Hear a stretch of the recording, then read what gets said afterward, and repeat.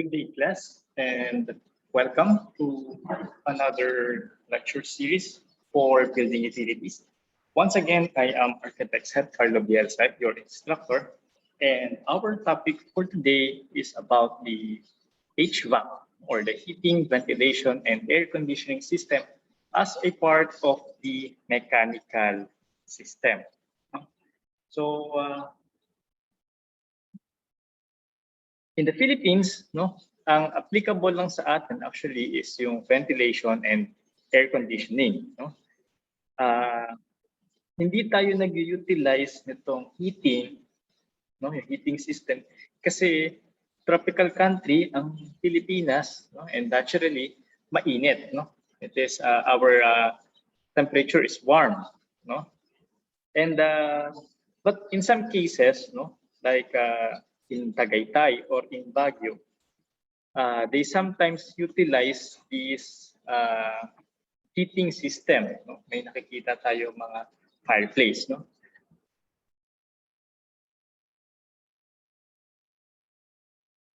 So how important is HVAC system in our buildings?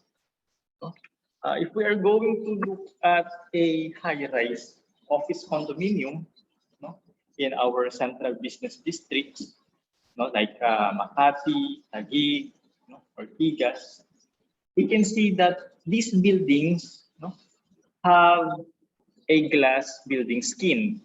Yung panglabas, gawa sa glass. And usually, during the days, Monday to Friday, during work days, hindi naman natin nakikita yung mga office buildings na ito na nag-o-open ng bintana, di ba? So, wala namang nakabukas na bintana.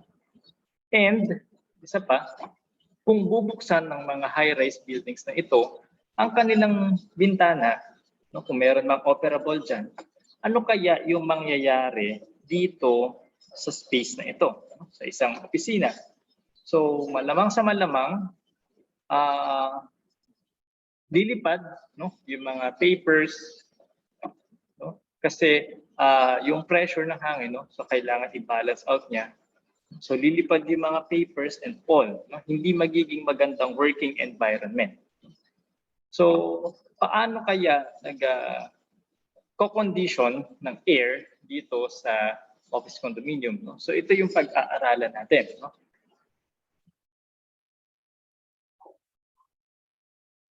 And also, we need to consider in HVAC design,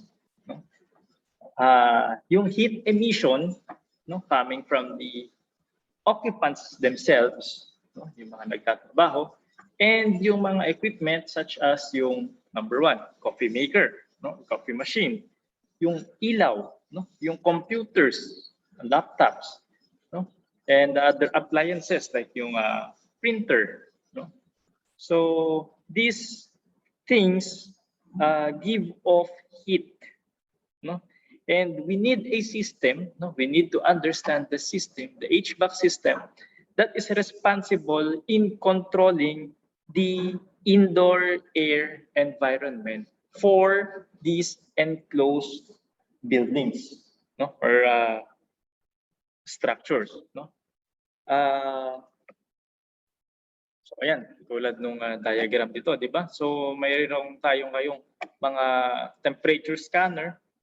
So we know that lahat ng tao mayroong heat kini-give off, and too much or excessive heat nako-contain sa isang enclosed space, and combined with the humidity,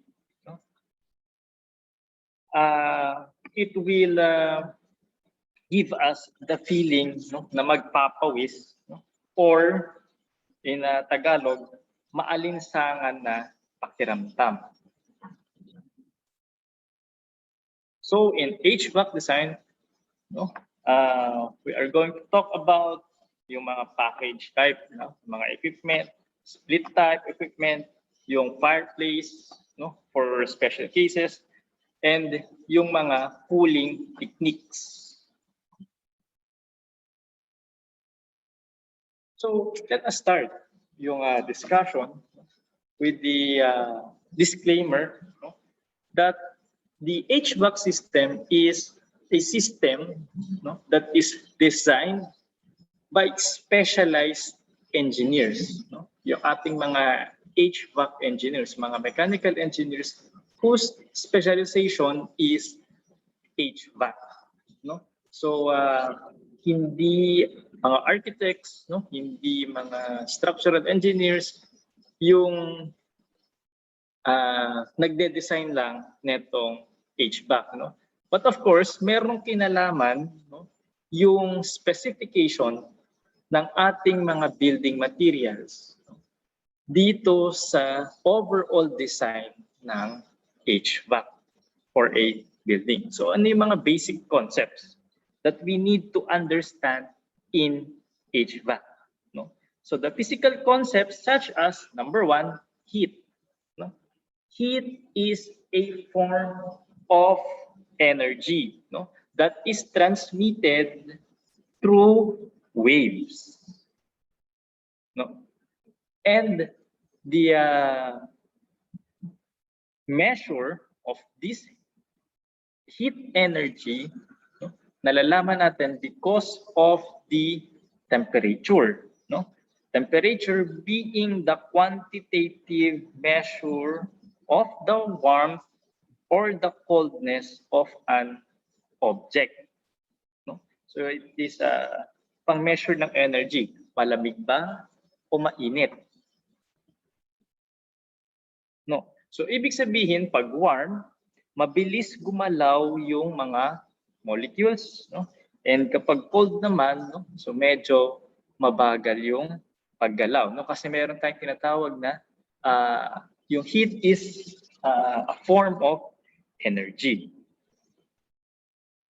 So we can measure temperature using an instrument called the thermometer.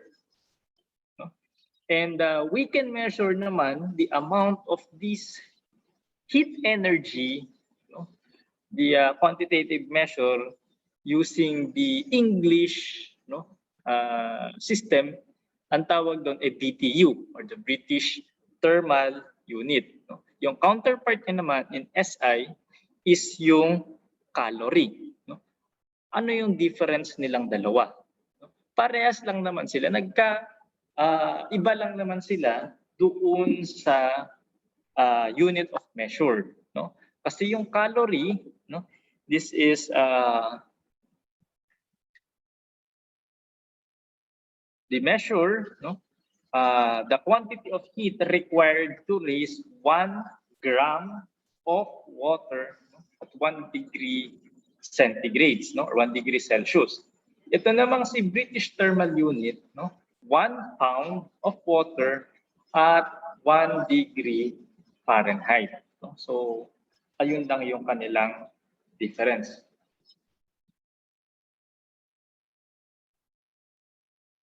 So, heat is not like light, no? Wherein yung light kasi, di ba, it has dual nature. No? So, here we are going to treat heat, no? Hindi kasama yung light, no? Kasi heat and light, no, na pumapasok sa building natin, so meron yung dalang heat, no.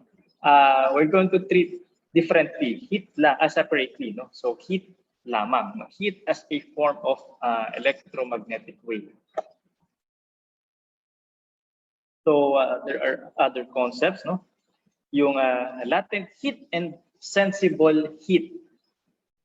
No? Sensible heat, ito yung sa madaling sabi, ito yung nararamdaman natin, no? What we sense, no? What we feel, no? And sensible heat, no? Ito yung heat, no? Wherein pag nag-apply ka, no, ng heat energy in water, no, matataas yung temperature ng water, no? Pero hindi magbabago ng phase, no? So water as a liquid will remain liquid sa sensible heat. Pero sa latent heat, no, water, no, water magbabago siya ng phase. So there is no there are two concepts again, no, in latent heat, no? Yung latent heat of fusion and latent heat of vaporization. So ano ba yung latent heat of fusion?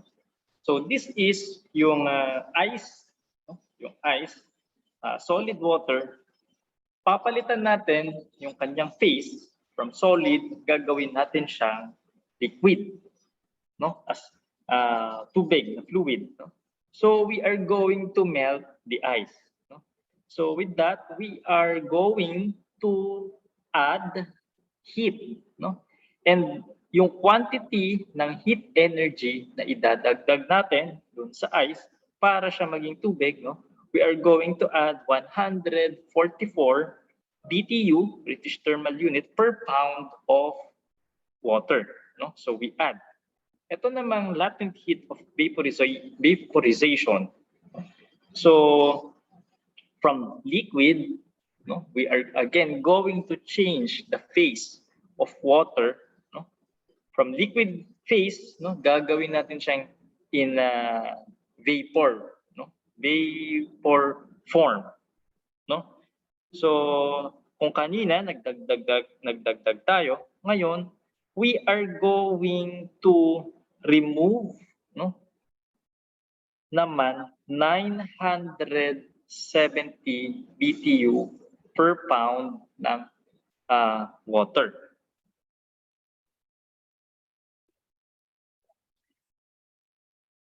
So there is a thermodynamic process we call the adiabatic process, wherein, no, ang nangyayari, nagdadagdag tayo ng nagdadagdag ng heat, no? And then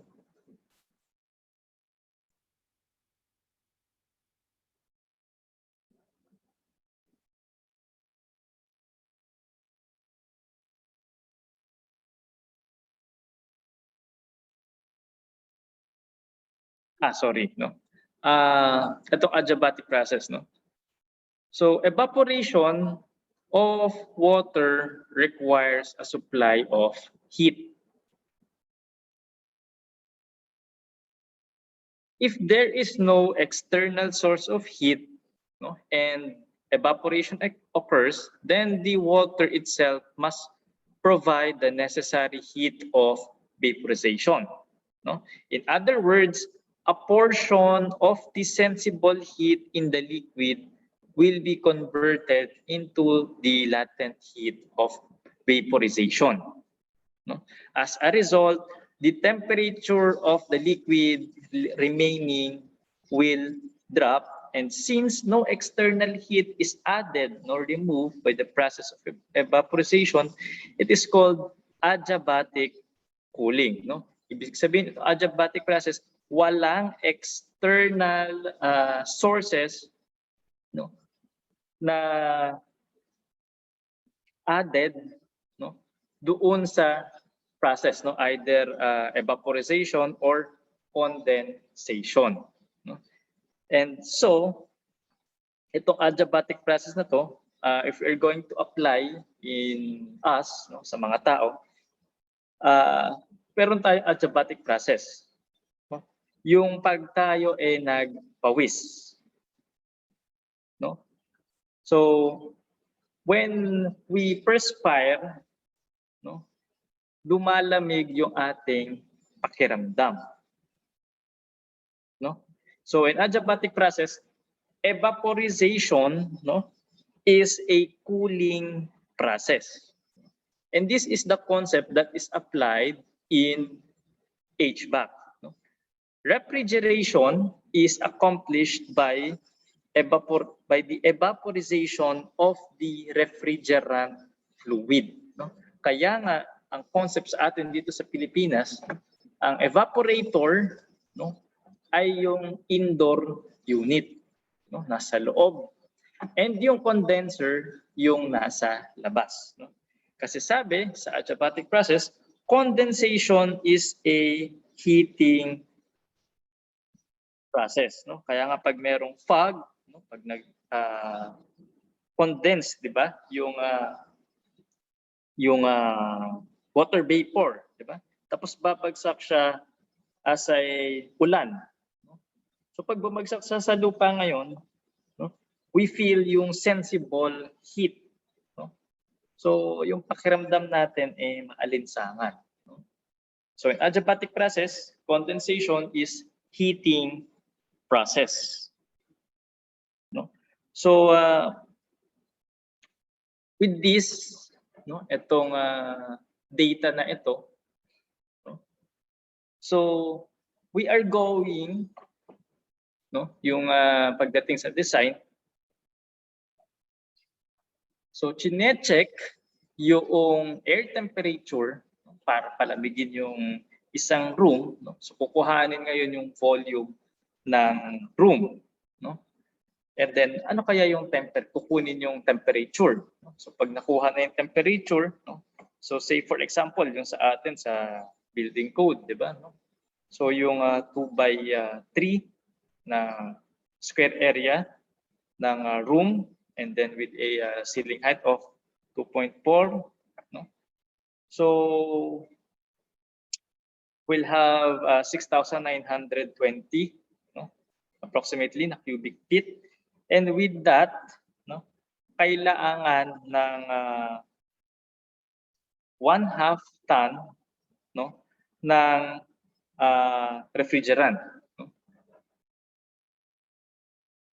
But that computation, no, is not accurate because we also need to consider other factors of heat generation. No? So makikita natin as we progress in this discussion, ano pa yung mga kino-consider in HVAC design. No? So hindi lang yung area ng yung volume, hindi lang yung volume, no, ng room, hindi lang yung temperature ng room. No? So marami pang ibang involved. So next, let's discuss itong heat transfer. No? So there are two methods, no, ng pag-transfer ng heat, no? Direct and indirect. So pag direct, of course, there will be contact. So ang tawag natin doon, conduction. Diba? As in elementary physics. Pag indirect naman, no? So they have indirect contact. So we have convection, wherein heat is transferred, no, in a circular motion. So pag ganun. And then yung isa pang indirect method of transfer of heat is through radiation, no, na kung saan naman yung heat travels through a medium, no, as wave, no? So wave. Pag wave, radiation, pag circular motion yung pag-travel, so that is convection, and pag merong contact, so that will be conduction.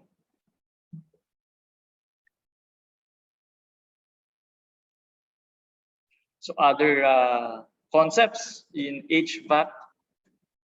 So we have conductivity, resistivity, R value, and U value. Ano ba yung conductivity? Conductivity is the quantity of heat energy that is transmitted through a substance, no, per thickness. No? Kung gaano ba yung heat energy na na-absorb niya. No? Whereas yung resistivity, of course, it is the opposite. No? Kung gaano ba, no, yung pag-resist niya doon sa init. No? So parang nagluluto, di ba, sa kalan. So conductivity, no, yung pag-transfer, no, ng init ng kalan, no, ng stove doon sa pinaglulutuan. No? So kung gaano kabilis kumulo, no, yung tubig, no, so parang ganun yung conductivity. And in resistivity naman, no, so parang ito yung maglalagay ka ng insulation, no? So yung opposite ng conductivity. No? And in resistivity, no, we are going to talk about two values, no, yung R value and U value. No? So ang pinag-uusapan when it comes in building design is yung R value. Ano ba tong R value? It is for insulation. No? Yung the measure of the performance of the insulating material. No? Yun yung R value. The measure of the performance of the insulating material. Whereas yung U value naman, this is the coefficient, no, of the heat transfer. Kung gaano ba kabilis mag-transfer yung heat. So in other terms, R value, no, the higher the R value, so ibig sabihin maganda yung performance ng building material, no, or yung insulating material. And yung U value naman, the lower the U value, ibig sabihin maganda yung performance ng building element. No? So ano ba yung building element? No? Ito yung mga ina-apply natin sa walls, no? Sa ating roof or ceiling or sa ating floor. No? So mas madali yang intindihin pag pag-uusapan na natin yung mga building materials. No? So looking at this, ano ba yung may pinakamataas na R value? So in this picture, lumalabas itong polyisocyanurate. No? Yung meron siyang fiberglass, no? And meron siyang parang aluminum foil, no? Na shiny yung kanyang sheet. No? And susunod sa kanya is yung pinakakilala, yung polyurethane. No? And madali rin i-apply. No? So parang foam in place, no? Pagka natuyo siya. So lumalabas dito, no, itong dalawa. Yung U value naman, sabi ko nga, yung sa element, no, the lower the U value, so mas maganda yung performance ng building element. No? So in this table, no, makikita natin yung floor that is 6 inches thick na concrete. No? Makikita natin yung U value niya, 0.2. No? Compared sa glass, no, sa window na yung glass, no, makikita natin almost 6 yung U value niya, mataas. No? Kasi, mapapansin nga natin, nag-iinit, no, yung surface ng glass. No? And tinatransfer niya yung init ng yun papasok, no, doon sa loob ng building. No? Unlike yung concrete, no, because concrete is opaque, no, and konti lang naman yung force ng concrete. No? So konti lang din yung natatransfer na heat. No? So ayun.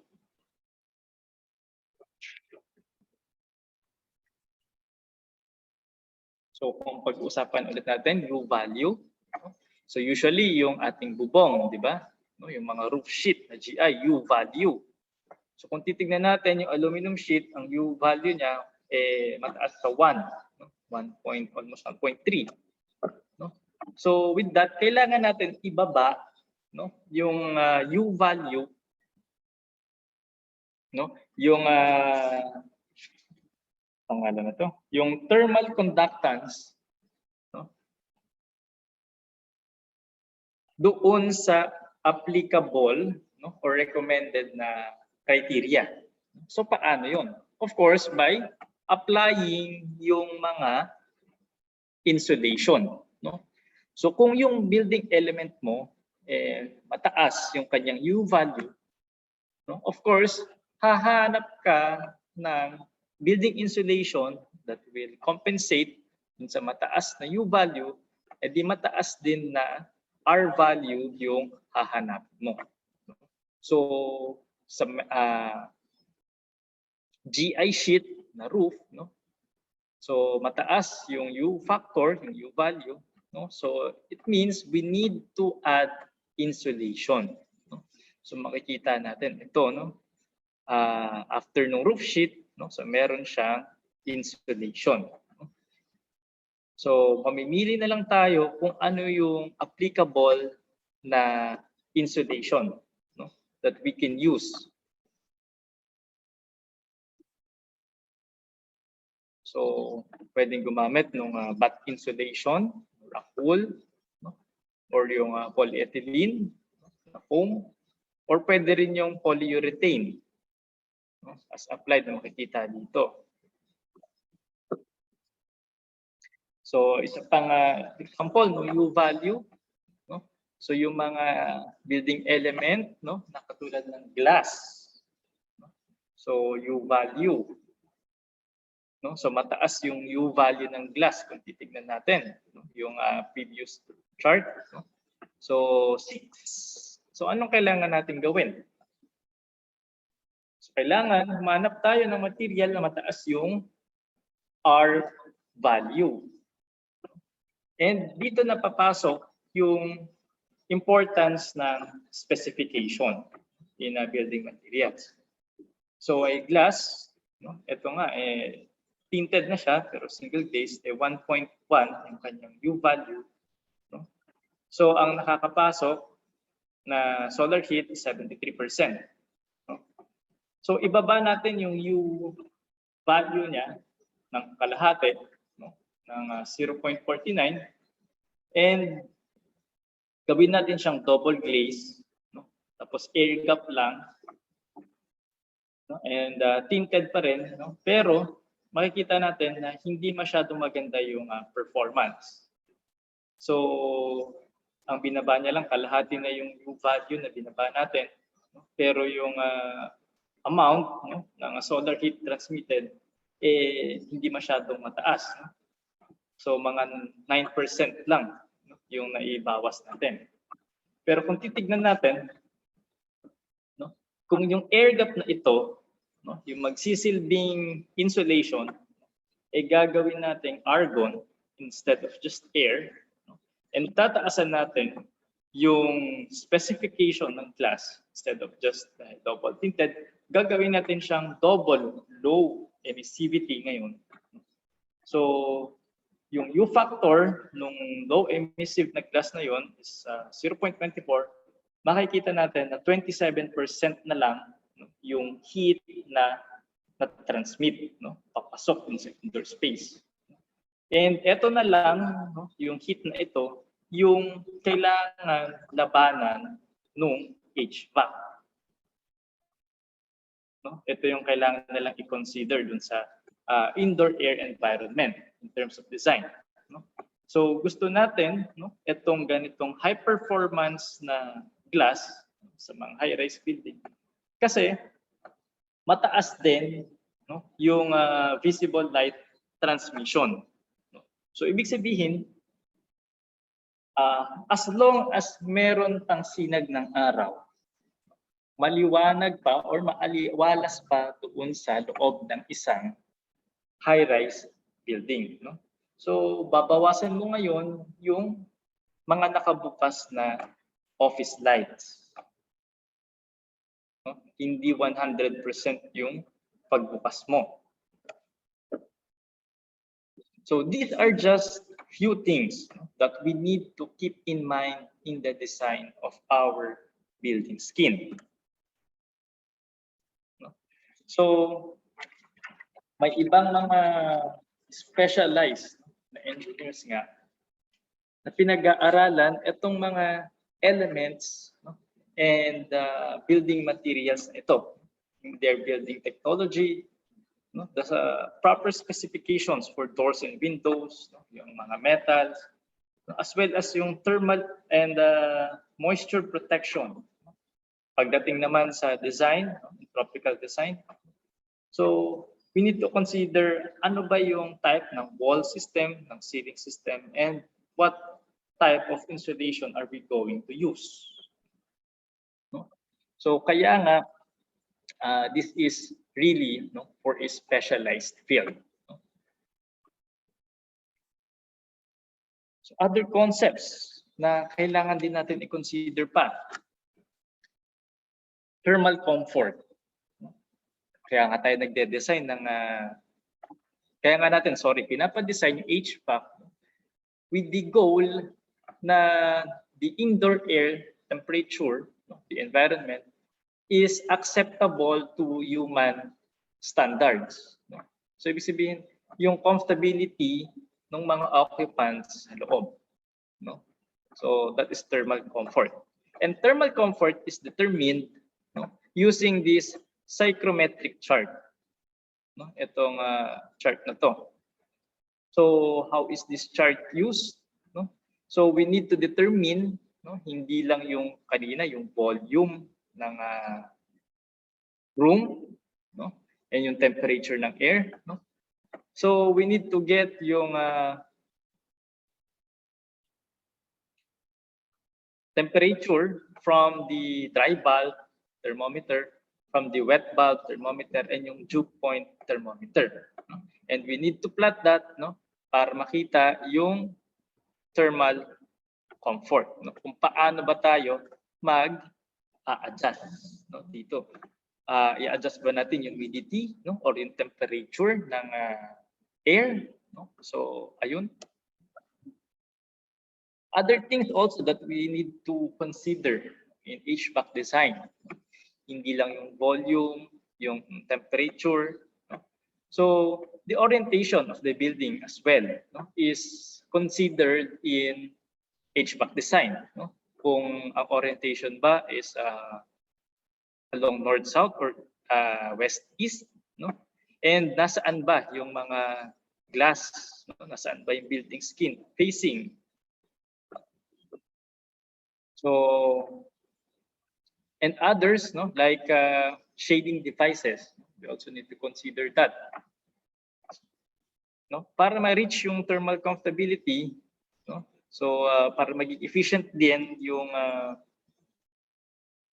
HVAC design, para hindi siya ma-overwork. So we put shading devices in our buildings. But these shading devices, merong computation din, pinag-aaralan din, hindi lang basta lagay na lang ng lagay ng shading devices na mga ito, horizontal or vertical.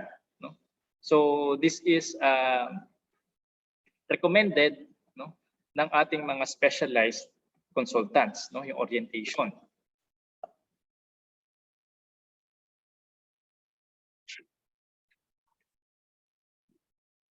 And being a specialized consultant, so they also have this design criteria that they base on our National Building Code. Sabi nga dun sa Rule 13, Section 1308, in HVAC design, the acceptable values ng temperature, indoor air temperature, kapag air-conditioned yan, it should range dun sa 20 degrees Celsius hanggang 24 degrees Celsius, with 50 to 60% relative humidity, or 4.6 to 7.6 cubic meter per cubic meter per minute, air change rate. And they also consider yung mga HVAC designer natin, yung sa Rule 8, Section 807 of our Building Code. So for every space, habitable space, that is we need 14 cubic meter per minute na air change rate. So paano ba yun? So we can appreciate it now, itong air change rate na to, proper air change rate, because of the pandemic. Yung ventilation. So we need yung pagpalit, yung air change, yung the circulation of air in our spaces. So every space, every habitable spaces has a required air change rate. So ito yung mga isa pa sa kino-consider in HVAC design ng ating mga HVAC engineers.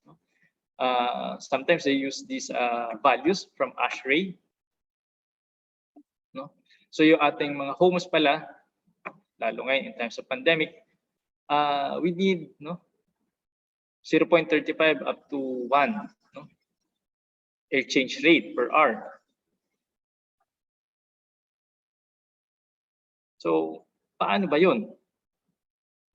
So we can also apply this air change rate lalo pag tayo ay nasa isang basement, lalo basement na parking space wherein limited yung hangin.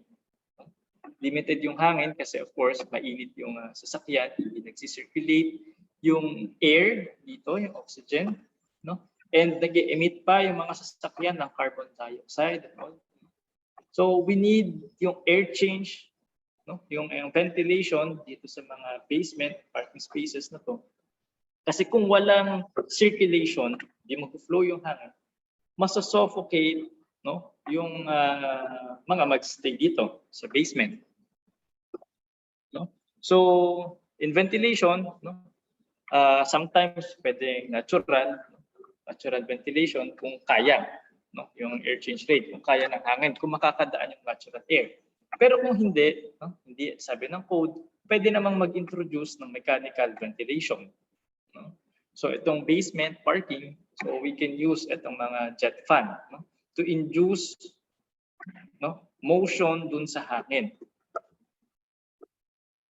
So itong isang gymnasium naman, so above ground naman tayo, may mga windows, may air conditioning naman.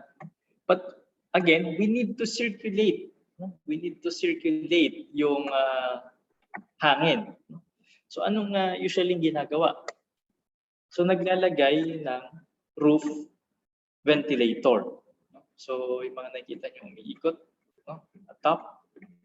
So anong ginagawa niya? It induces mechanical ventilation through stack effect. So pinukuha niya yung mainit na hangin na nandito sa nag-accumulate dito sa taas na area, taas na part, and then pag dumaan yung hangin, so ilalabas niya. So parang ganun yung concept. So in HVAC design, so hindi lang kino-consider yung rule of thumb, pagbibili ka ng aircon, nakadepende lang sa sa square area, sa floor area ng room, hindi lang. So nalaman natin in this lecture that we also need to consider the orientation of the building, the placement of our windows, the specifications of our windows and our walls, the insulation properties ng ating mga material, as well as the needed air change rate. So once again, I will reiterate, we have specialized building professionals whom we can consult when it comes to this design. So that will be all. Those are the concepts involved in the HVAC design. So thank you for listening.